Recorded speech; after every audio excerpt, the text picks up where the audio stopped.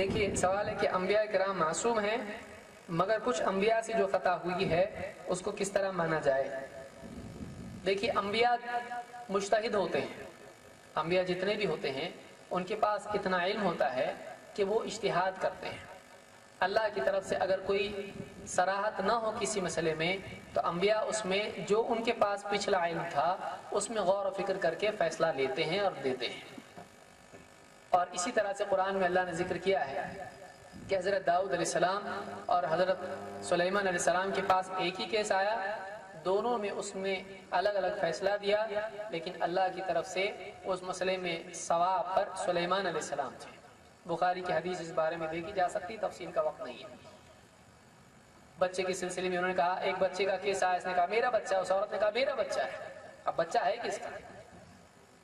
تو داؤد علیہ السلام نے فیصلہ دیا کہ جو بڑی ہے اس کا ہے، بڑے کے حق کو تقدیم رکھتے ہوئے کہا کہ دونوں جب برابر کے دعوے دار ہیں، دونوں میں جو بڑا ہے اس کو دیا جائے۔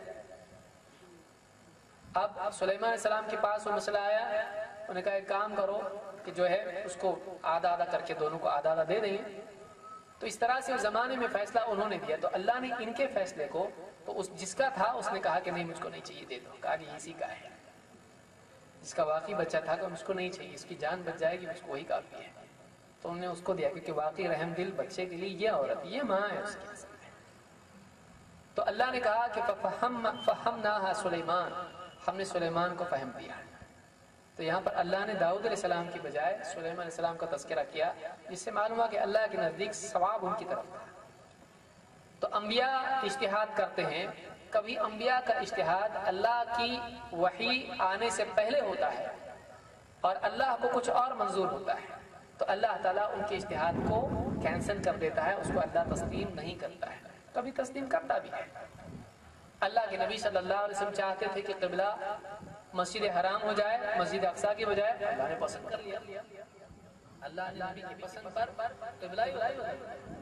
اور اللہ کے نبی صلی اللہ علیہ وسلم چاہتے تھے کہ ابو طالب کی مغفرت ہو جائے، اللہ نے پسند نہیں کیا۔